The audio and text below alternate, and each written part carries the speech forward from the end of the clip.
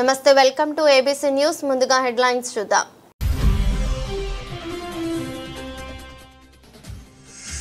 అక్రమ నిర్మాణాలకు రాజీ లేదు ఎల్ఆర్ఎస్ బీఆర్ఎస్ కు వెంటనే దరఖాస్తు చేయాలి మంత్రి నారాయణ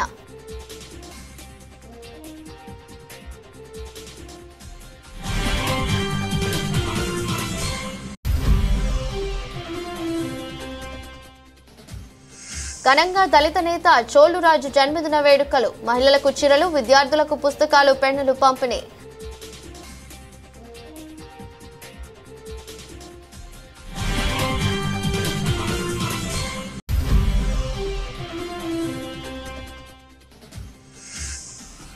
ఇందిరాగాంధీ జీవితం దేశ సేవకే అంకితం జయంతి సందర్భంగా కాంగ్రెస్ శ్రేణుల ఘన నివాళులు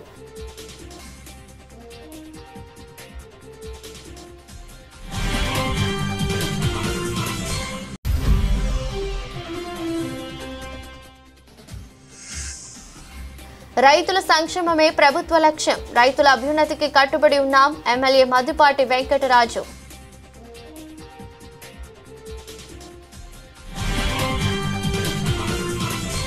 నియమాలు పాటించకుండా నిర్మించిన అక్రమ లేఅవుట్లు మరియు నిర్మాణాలపై ప్రభుత్వం కఠిన చర్యలు తీసుకుంటుందని రాష్ట్ర పురపాలక పట్టణాభివృద్ధి శాఖ మంత్రి పి నారాయణ స్పష్టం చేశారు. నగర అభివృద్ధి పుష్కర పనులపై బుధవారం నగరపాలక సంస్థ కార్యాలయంలోని పీజీఆర్ఎస్ హాల్లో అధికారులు ప్రజాప్రతినిధులు సమావేశం నిర్వహించారు. కమిషనర్ రాహుల్ మీనా ఆధ్వర్యంలో జరిగిన ఈ సమీక్షలో joint collector Y Megha Swaroop, ఎమ్మెల్యేలు ఆదిరెడ్డి శ్రీనివాస్, కోరంట్ల బుచ్చయ్య చౌదరి, బత్తుల బలరామకృష్ణ, రుడా చైర్మన్ బొడ్డు వెంకటరమణ పాల్గొన్నారు. ఈ సందర్భంగా మంత్రి పి నారాయణ మాట్లాడుతూ అక్రమ నిర్మాణాలపై కఠిన చర్యలు తీసుకోబడతాయని హెచ్చరించారు. ఎల్ఆర్ఎస్ బీఆర్ఎస్ పథకాలను సమర్థవంతంగా అమలు చేసి పొరపాట్లకు తావివ్వకుండా చూడాలని మంత్రి అధికారులను ఆదేశించారు. డీవియేషన్లతో నిర్మాణాలు చేసిన వారు వెంటనే ఎల్ఆర్ఎస్ బీఆర్ఎస్ కు దరఖాస్తు చేసుకోవాలని, లేని పక్షంలో అక్రమ నిర్మాణాలను కూల్చివేస్తామని హెచ్చరించారు. ట్రాఫిక్ పరిష్కారానికి విస్తృత రోడ్ల ప్రతిపాదనలు చేయడం జరుగుతోందని, నగరంలో పెరుగుతున్న ట్రాఫిక్ ను దృష్టిలో ఉంచుకుని రహదారుల విస్తరణకు ప్రాధాన్యత ఇస్తున్నట్లు మంత్రి తెలిపారు. ఈరోజు రాజమండ్రి మున్సిపల్ కార్పొరేషన్లో అటు ప్రజాప్రతినిధులు, కమిషనర్ గారు మరియు జాయింట్ కలెక్టర్ గారు, అర్బన్ ఆర్టీసీ మరియు ఇతర అధికారులు అందరితోనూ ఒక 4 విషయాలపై కొద్దిగా డీటెయిల్గా డిస్కస్ చేయడం జరిగింది. మొదటిది ఏంటంటే బొమ్మూరు నుంచి సరస్వతి ఘాట్ వరకు 5 కిలోమీటర్ల లెంత్ ఉంటుంది. ఆ రోడ్డుని 80 ఫీట్గా చేస్తే ట్రాఫిక్ సమస్య చాలా వరకు తగ్గుతుంది. అది ఒకటి ఫస్ట్ ప్రయారిటీగా తీసుకోమని ప్రజాప్రతినిధులు యాక్చువల్గా దాని మీద చెప్పడం జరిగింది. ఇక్కడ దీనికి సంబంధించి సుమారుగా 100 కోట్ల వరకు ఇది కంప్లీట్ చేయడానికి అవుతుంది. సుమారుగా 100 కోట్ల వరకు. అదేవిధంగా రింగ్ రోడ్ ఒకటి ప్రపోజ్ చేస్తున్నారు, ఔటర్ రింగ్ రోడ్డు కూడా మధురపూడి నుంచి కడియం వరకు వయా దివాన్ చెరువు ఆ ఏరియా వచ్చేటట్టుగా దానికి సంబంధించి యాక్చువల్గా ఏంటంటే కన్సల్టెంట్ పిలిచి యాక్చువల్గా దాని మీద స్టడీ చేయమని ఇచ్చాను. దానికి కొంత సమయం పడుతుంది, ఎందుకంటే అది కొద్దిగా డీటెయిల్గా స్టడీ చేయాలి. దాన్ని కూడా స్టడీ చేయమన్నాం. అది స్టడీ చేసిన తర్వాత దాని మీద ఎలా చేయాలి ఫైనాన్షియల్ ప్లానింగ్ అనేది చేస్తాము. అదేవిధంగా ఇంకొకటి అన్నిటికంటే ఇంపార్టెంట్ ఏంటంటే ఈ రాష్ట్రంలో 123 మున్సిపాలిటీస్ ఉంటే ప్రతి మున్సిపాలిటీలో కూడా 4 అంతస్తులు, 5 అంతస్తులు, 6 అంతస్తులు, 8 అంతస్తులు బిల్డింగ్లు కూడా కట్టేస్తున్నారు. కానీ ఆ బిల్డింగ్ పక్కనే కచ్చా డ్రైన్ ఉంది, ఇంతవరకు డ్రైన్ లేదు. ఈ డ్రైన్స్ అంతా కంప్లీట్ చేయాలంటే రాష్ట్రంలో ఎస్టిమేషన్ చేస్తే 123 మున్సిపాలిటీస్లో 29,000 కోట్లు కావాల్సి వస్తుంది. 29,000 కోట్లు. దాని మీద అధికారులకి ప్రయారిటీ 1, ప్రయారిటీ 2, ప్రయారిటీ 3 పెట్టాం. అంటే ఎక్కువ డెన్సిటీ పాపులేషన్ ఉండి ఎక్కువ హౌసెస్ కట్టేసి ఉన్న వాటిని ప్రయారిటీ 1గా, అటు కాకుండా హౌసెస్ కట్టున్నారు కానీ 100% ఆక్యుపెన్సీ రాలేదు, ప్రయారిటీ 2.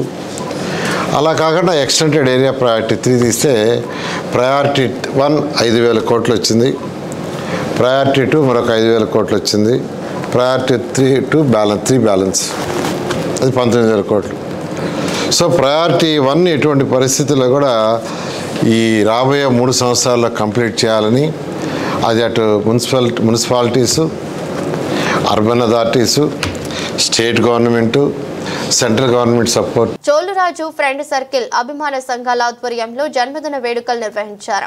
కార్యక్రమానికి ముఖ్య అతిథులుగా human rights protection commission Andhra Telangana chairperson doctor Kandavali Lakshmi, Mamata స్వచ్ఛంద సేవా సమితి అధ్యక్షుడు డాక్టర్ కోరుకొండ జాన్, దళిత సంఘాల నాయకులు హరి, గల జయప్రకాష్ పాల్గొన్నారు. ఈ సందర్భంగా జై భీమ్ దళిత ప్రజా వేదిక రాష్ట్ర అధ్యక్షులు చోళరాజు మాట్లాడుతూ కుల మతాలకు అతీతంగా ప్రజా సమస్యల పరిష్కారానికి తన ఇంటి నుంచే ఉద్యమాలు ప్రారంభించానని, అందుకే తన ఇంటి వద్ద పుట్టినరోజు వేడుకలు నిర్వహిస్తున్నట్లు తెలిపారు. తన బంధువులు, స్నేహితులు, ఆత్మీయుల మధ్య పుట్టినరోజు వేడుకలు జరుపుకోవాలని సంతోషంగా ఉందన్నారు. తన పుట్టినరోజు సందర్భంగా మహిళలకు చీరలు, విద్యార్థులకు పుస్తకాలు పంపిణీ చేశామన్నారు. తన పుట్టినరోజు వేడుకలు ఘనంగా నిర్వహించిన స్నేహితులు, ఆత్మీయులు, అభిమానులకు ధన్యవాదాలు తెలిపారు. కార్యక్రమంలో retired head master Yallapu Paidiya, BJP SSL నాయకులు బట్టు రమేష్ పాల్గొన్నారు. అందరికీ జై భీమ్. నా పేరు చోళరాజు, జై భీమ్ దళిత ప్రజావేదిక రాష్ట్ర అధ్యక్షుడిని.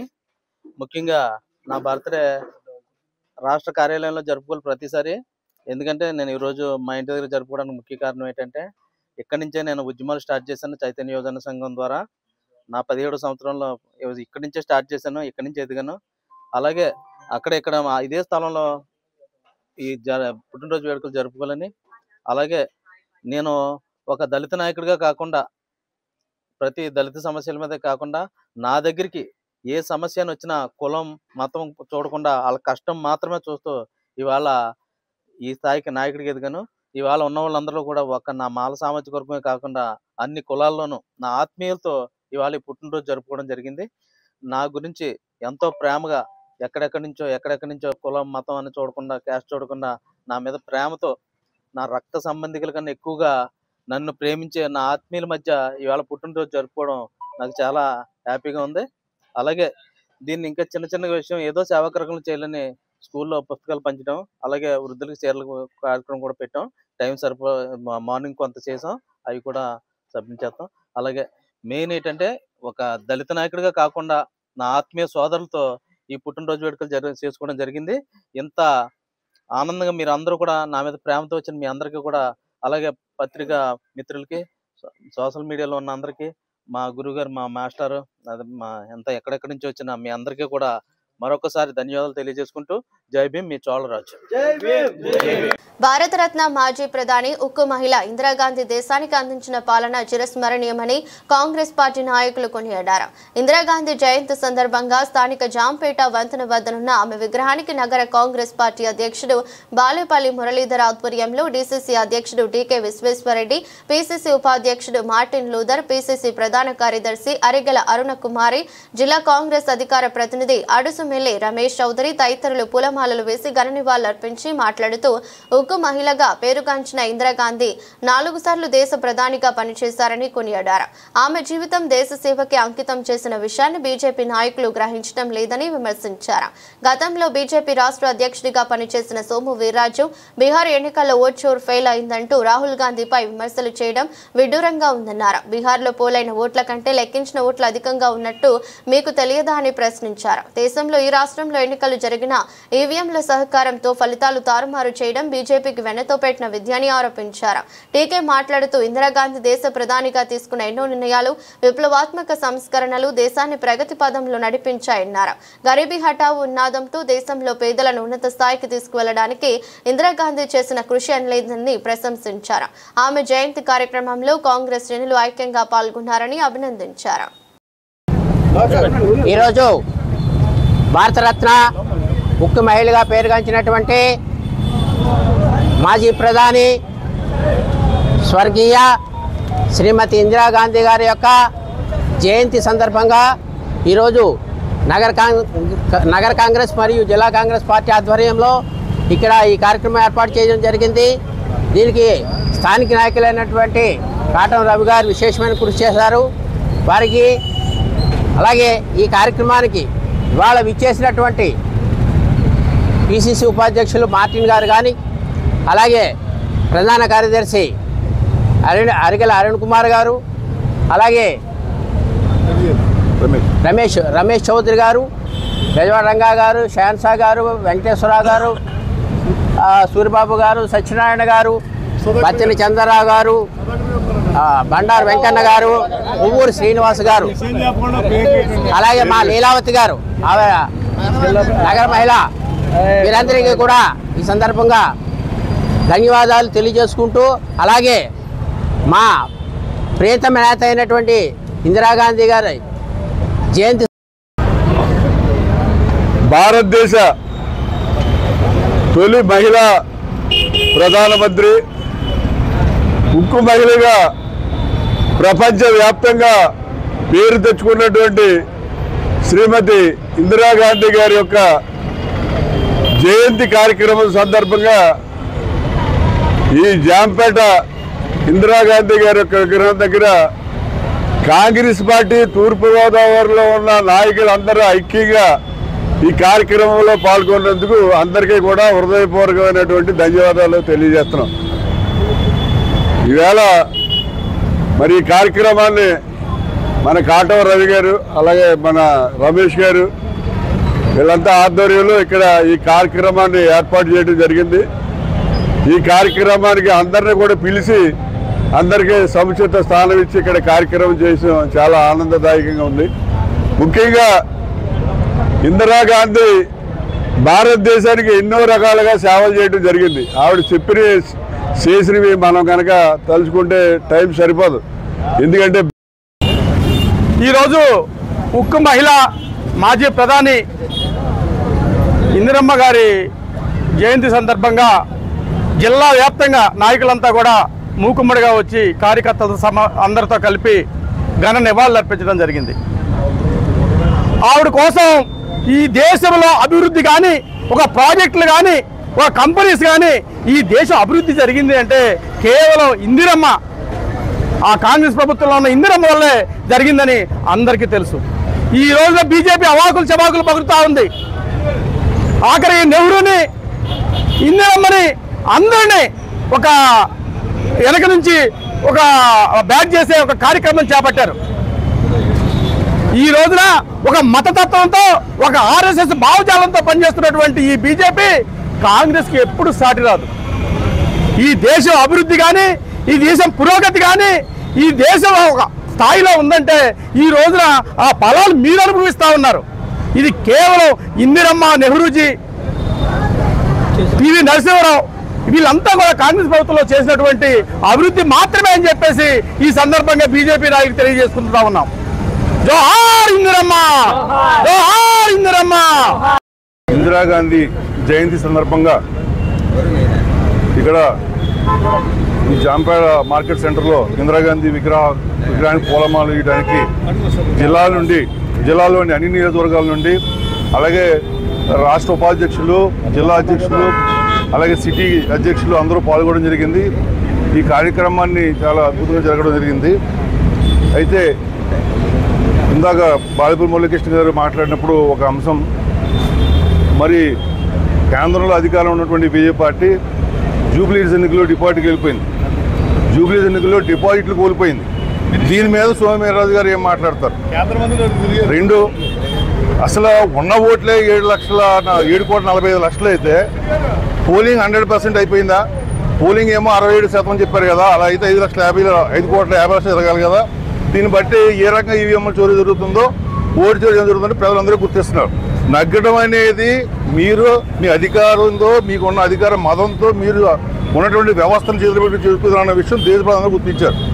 ఇదే ఇందిరాగాంధీ యాక్చువల్గా ఈ ఈవీఎం సిస్టమ్ అనేది కాంగ్రెస్ పార్టీ వచ్చిందే, కానీ ఆనాడు సవ్యంగా జరిగి ఉండకపోతే ఈరోజు మీరు అధికారంలో ఉండేవాళ్ళు కాదు. కానీ ఈరోజు ఏ రాష్ట్రంలో ఎన్నికైనా సరే బీజేపీ పార్టీ ఎందుకు అధికారంలోకి వస్తుంది అంటే అక్కడ ఓట్లు వేసిన దానికంటే 30%, 20-30% ఓట్లు వాళ్ళకి కావాల్సిన విధంగా ప్రింట్ అయిపోతున్నాయి. దాంట్లో మున్సిపల్ కార్పొరేషన్ వాళ్ళు పుష్కరాల కోసం రోడ్లు వైండింగ్ చేయాలని చెప్పి మార్కింగ్ చేశారు. నిన్న రాజమండ్రి పేపర్ మిల్లు రోడ్లు మార్కింగ్ చేయడం జరిగింది. అయ్యా, పేపర్ మిల్లు వాళ్ళ యొక్క గోడ రోడ్డు మీదకి 15 అడుగులు ముందుకు వచ్చి గోడ కట్టేశారు. ఇప్పటికే రంగనాయక ప్రభు గారితో సహా కొన్ని 100 మంది కంప్లైంట్ ఇస్తే మీరు ఆ గోడను తొలగించడం చేయలేదు, వాళ్ళు కూడా గోడను లోపల కట్టుకోవడానికి ప్రయత్నం చేయలేదు. ముఖ్యంగా ఆ రోడ్డు వైడింగ్ చేయాలంటే ముందు పేపర్ మిల్ వాళ్ళ యొక్క గోడను 15 అడుగుల లోపలికి జరుపుకోమనండి. అంతేకాకుండా ఈవేళ మన జిల్లా కోర్టు బిల్డింగ్ కట్టారు, చాలా పెద్ద బిల్డింగ్ కట్టారు, చాలా బాగా కట్టారు. కానీ ఆ బిల్డింగ్ రోడ్డు మీద కట్టారు, దానికి మార్కింగ్ లేదు, ఏమీ లేదు. గత పుష్కరాల్లో చంద్రబాబు నాయుడు వచ్చినప్పుడు ఆ ఏరియాలోనే 27 మంది చచ్చిపోయారు. అప్పుడు బిల్డింగ్ లేదు, ఖాళీ ప్లేస్, అయినా 27 మంది చచ్చిపోయారు. మరి ఇప్పుడు ఈ బిల్డింగ్ కట్టారు ఇక్కడ, అది చాలా ఇరుకు రోడ్డు. అందరూ అక్కడ పుష్కరాలలో తాళం చేయాలనుకుంటారు, ఆఖరికి ముఖ్యమంత్రి చంద్రబాబుతో సహా. ఇప్పుడు ఆ బిల్డింగ్ కనుక మీరు తొలగించకపోతే 27 కాదు, ఒక 54 మంది గ్యారంటీగా చచ్చిపోయే ప్రమాదం ఉంది. ఫస్ట్ ఏదైతే కోర్టు, జిల్లా కోర్టు వారు నిర్మించిన బిల్డింగ్ ఉందో, మరి దానికి ప్లాన్ అప్రూవల్ ఎలా ఇచ్చారో లేదో తెలీదు, ఉందో లేదో కూడా నాకు తెలీదు. కానీ అది మాత్రం ఆ రోడ్డు అంతా కూడా కంప్లీట్ గా లాయర్స్ పార్కింగ్ పెడతారు, అసలు కారు కాదు స్కూటర్ కూడా వెళ్ళే పరిస్థితి లేదు. కాబట్టి మీరు తక్షణం ఆ బిల్డింగ్ పడగొట్టండి, ఆ తర్వాత పేపర్ బిల్. ఆరుగాలం శ్రమించి పంటలు పండించే రైతులకు రాష్ట్ర ప్రభుత్వం ఏడాదికి 20,000 పెట్టుబడి సాయం అందిస్తుందని రాష్ట్ర జలవనరుల శాఖ మంత్రి నిమ్మల రామానాయుడు తెలిపారు. బుధవారం దేవరపల్లి మండలం గౌరీపట్నం గ్రామంలో నిర్వహించిన అన్నదాత సుఖీభవ పీఎం కిసాన్ 2వ విడత నిధుల పంపిణీ జిల్లా స్థాయి కార్యక్రమంలో మంత్రి ముఖ్య అతిథిగా పాల్గొన్నారు. కార్యక్రమానికి గోపాలపురం ఎమ్మెల్యే మద్దిపాటి వెంకటరాజు, జిల్లా కలెక్టర్ కీర్తి చేకూరి, అధికారులు, ప్రజాప్రతినిధులు హాజరయ్యారు. ఈ సందర్భంగా జిల్లా ఇన్ఛార్జి మంత్రి నిమ్మల రామానాయుడు మాట్లాడుతూ రాష్ట్ర వ్యాప్తంగా 46,85,838 మంది రైతుల ఖాతాల్లో 3,135 కోట్లు 2వ విడతలో జమ చేసినట్లు తెలిపారు.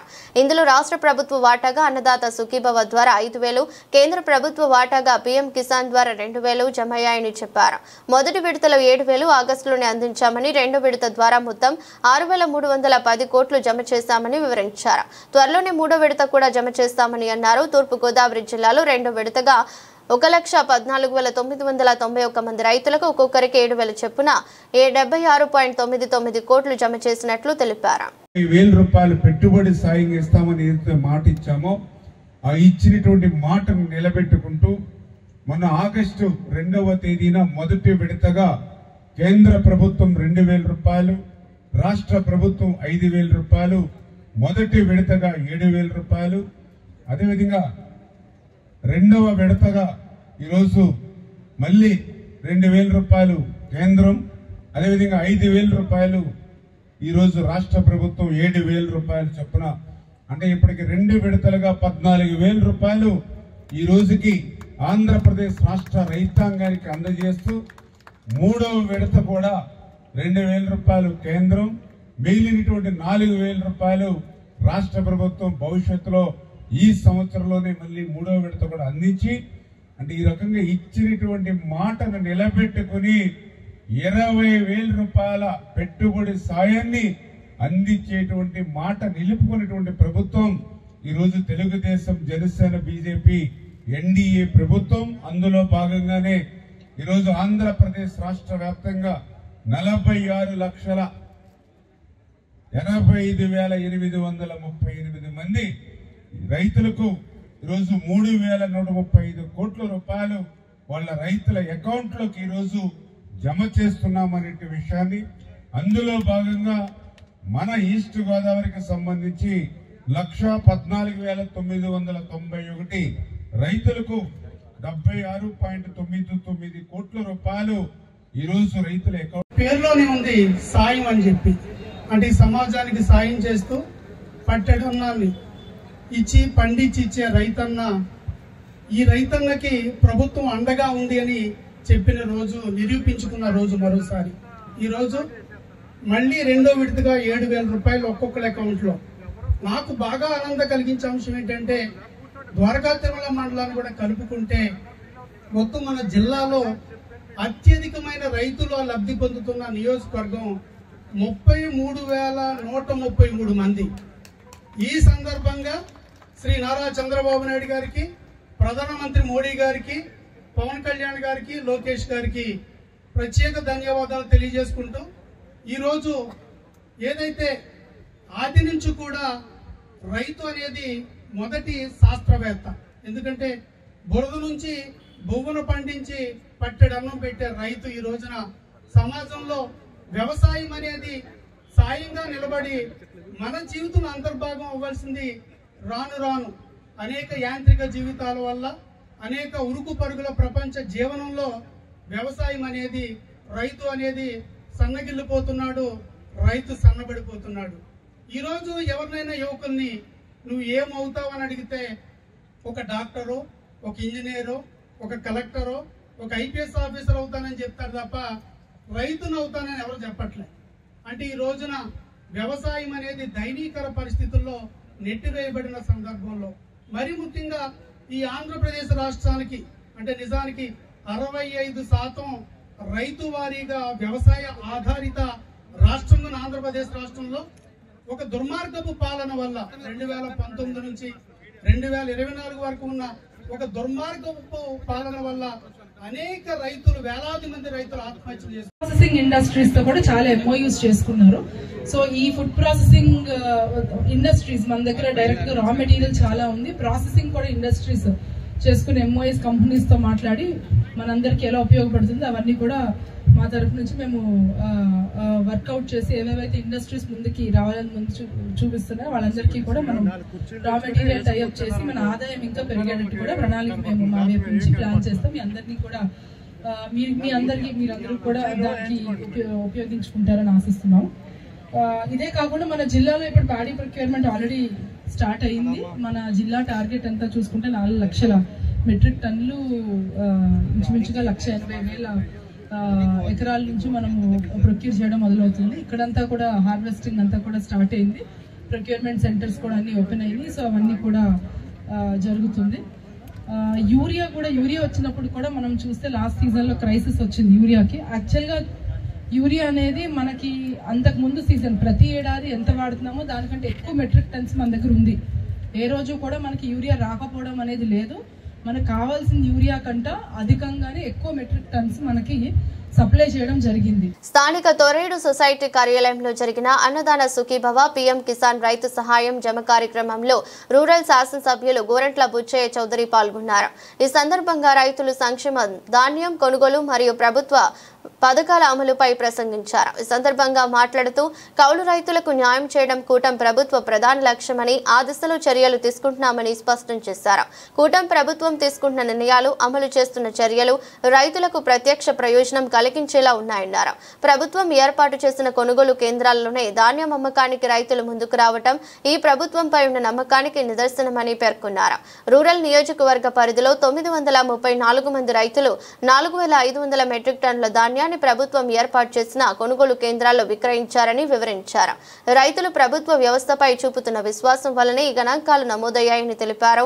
రైతులకు గిట్టుబాటు ధర కల్పించేందుకు ప్రభుత్వం చురుకుగా పర్యవేక్షణ చేస్తుందని, తగిన మద్దతు ధర లభించే ప్రోత్సాహకాన్ని అందించి వ్యవసాయం గిట్టుబాటు కోసం ఆలోచన చేయడం జరుగుతోందని చెప్పారు. నమస్కారం. ఈ రోజున రాష్ట్ర వ్యాప్తంగా అన్నదాత సుఖీభావ కింద ప్రతి రైతు కుటుంబానికి 46,80,000 రైతు కుటుంబాలకి ప్రతి కుటుంబానికి దాదాపుగా 7,000 రూపాయల చొప్పున ఖాతాల్లో జమ చేయడం జరుగుతుంది. గతంలో మొదటి విడతగా 7,000 రూపాయలు వేశారు. మళ్ళీ జనవరిలో మరో 6,000 రూపాయలు వేసేదాన్ని కూడా నిర్ణయం చేశారు. జనవరిలో ఇచ్చే దాంట్లో కౌలు రైతులు కూడా సాయం అందే కార్యక్రమం ఉంది. ఇవాళ గోరంట్ల నియోజకవర్గంలో 3,546 మంది రైతులకి 2,96,00,000 రూపాయల 296,56,000 రూపాయలు ఇచ్చే కార్యక్రమం కూడా అమలు చేస్తున్నాం. మాట తప్పలేదు, మడం తిప్పలేదు, చెప్పిన వాళ్ళు అమలు చేస్తూ ఉన్నాం. రాష్ట్రం ఆర్థికంగా ఎన్ని ఇబ్బందులు ఉన్నా కూడా రైతాంగ సంక్షేమ లక్ష్యంగా కార్యాచరణ, పంటల గిట్టుబాటు ధరలు పెంచేలాగా మద్దతు ధరకు చెల్లించడం. అదేవిధంగా ఇవాళ ధాన్యం కొంటా ఉన్నాం. ఇవాళ మన నియోజకవర్గంలో ఇప్పటికే 5,100 మెట్రిక్ టన్నుల ధాన్యాన్ని వేగంగా కొనడం జరిగింది. ధాన్యం డబ్బులు కూడా 24 గంటలు ఇవ్వడం జరుగుతుంది.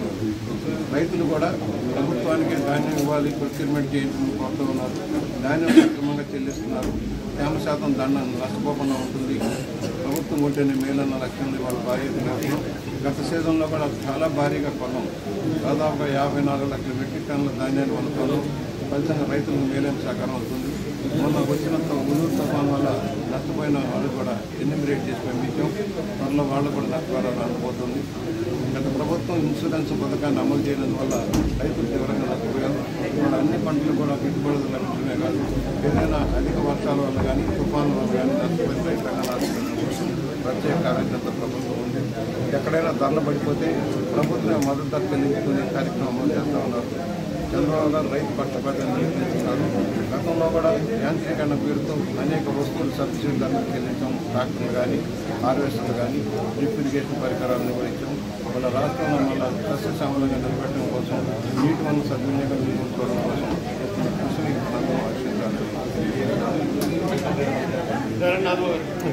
రాజమహేంద్రవరం కేంద్రంగా చేసుకుని గత 36 సంవత్సరాలుగా యేసుక్రీస్తు బోధనలు చేస్తూ ఆయన చూపిన మార్గంలో నడుస్తూ ఎన్నో సేవా కార్యక్రమాలు నిర్వహిస్తున్న దహించు అగ్ని వ్యవస్థాపకులు బిషప్ డాక్టర్ థామస్ కు అరుదైన పురస్కారం లభించింది. National independent church AP state chairman గా బిషప్ డాక్టర్ థామస్ ను నియమించారు. ఈ సందర్భంగా రాజమండ్రి దహించు అగ్ని ఆడిటోరియంలో మంగళవారం దహించు అగ్ని సేవకులు, సంఘ కాపరులు, సంఘస్థులు కలిసి బిషప్ డాక్టర్ థామస్ ను ఘనంగా సత్కరించారు. ఆయన మాట్లాడుతూ గత 36 సంవత్సరాల కాలంగా రాజమండ్రికి ఒంటరిగా వచ్చిన తాను దేవుని సేవలో వాడబడుతూ 17 రకాల పరిచర్యలను నిర్వహిస్తున్నట్లు తెలిపారు. అనాథలకు తన సొంత నిధులతో వివాహాలు జరిపించడమే కాక వారికి అవసరమైన గృహోపకరణాలు అందించడం జరుగుతుందని అన్నారు. అలాగే వితంతువులకు ఉచిత టైలరింగ్ లో 3 నెలలు శిక్షణ ఇచ్చి ఉచితంగా కుట్టు మిషన్లు పంపిణీ చేసి వారికి ఉపాధి అవకాశాలు కల్పిస్తున్నామని తెలిపారు. 70 మంది అనాథ పిల్లలను చేరదీసి వారిని ఉన్నత చదువులు చదివిస్తున్నానని వివరించారు. ప్రతిరోజు 200 మంది భిక్షకులకు ఆహారం పంపిణీ చేస్తున్నట్లు తెలిపారు. అయితే గడిచిన 36 సంవత్సరాలుగా దేవుని సేవలో నేను నా కుటుంబం కొనసాగిస్తూ ఉన్నాం. ఆధ్యాత్మికమైన సేవతో పాటు చాలా సోషల్ వర్క్ కూడా చాలా చేస్తున్నాం. 17 రకాల పరిచర్యలు ఉంటున్నాయి. ఎంతోమంది అనాథలను చేరదీయటం, వివాహం చేయటం, వాళ్ళకు వివాహం జరిగించటం, వివాహానికి కావాల్సిన పూర్తి బాధ్యత మా మీద పెట్టుకొని వారిని ఒక స్థాయికి నిలబెట్టడం. అలాగే మాకు ఫ్రీ టైలరింగ్, విడోస్ అయిన వారికి, విధవరైన వారికి ట్రైనింగ్ సెంటర్ పెట్టి వాళ్ళకు 3 నెలలు ట్రైనింగ్ ఇచ్చి ఉచితంగా వాళ్ళకు మిషన్ అందించి వాళ్ళ కాళ్ళ వాళ్ళు నిలబడలాగా ఇటువంటి ఎన్నో కార్యక్రమాలు చేపడుతున్నాం. అలాగే డ్రైవింగ్ స్కూల్, పేద బిడ్డలకు డ్రైవింగ్ నేర్పించి డ్రైవింగ్ లైసెన్స్ ఇచ్చి వారు ఏ రోజుకు ఆ రోజు వాళ్ళ సొంత కాళ్ళు సంపాదించలాగా మేము ప్రయత్నం చేస్తున్నాం. అన్నిటికంటే ప్రతిరోజు రాజమండ్రి పట్టణంలో 200 మంది మరి భిక్షం ఎత్తుకోవటానికి కూడా రాని స్థితిలో ఉన్న వారికి ఆహారం పెట్టి వారిని ఆదుకోవటం జరుగుతుంది. ఎంతోమంది అనాథ పిల్లల్ని చదివిస్తున్నాం. ఇప్పుడు ఒక 70 మంది దాకా అనాథ పిల్లలను మా సొంత డబ్బులతో మరి చదివించడం జరుగుతుంది. అయితే మరి ఇలాగా దేవుని సేవలు కొనసాగించుండగా మరి national independent bishop council episodes churches diocese వారు నన్ను స్టేట్ చైర్మన్ ఆఫ్ ఆంధ్రప్రదేశ్. వార్తలు ముగించే ముందు మరోసారి హెడ్లైన్స్.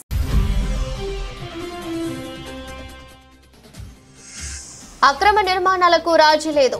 ఎల్ఆర్ఎస్ బీఆర్ఎస్ కు వెంటనే దరఖాస్తు చేయాలి మంత్రి నారాయణ.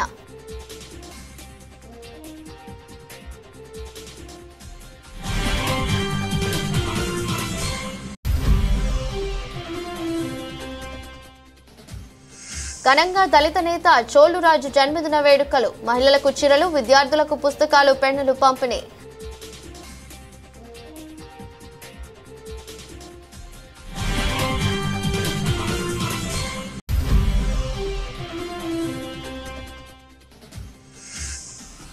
ఇందిరాగాంధీ జీవితం దేశ సేవకే అంకితం. జయంతి సందర్భంగా కాంగ్రెస్ శ్రేణుల ఘన నివాళులు.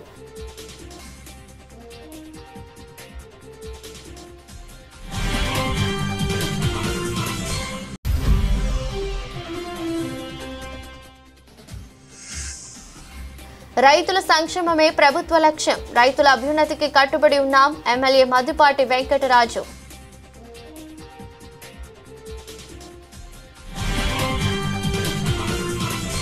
ఈ దృష్టి బులెటిన్ మరో బులెటిన్లో మళ్ళీ కలుద్దాం.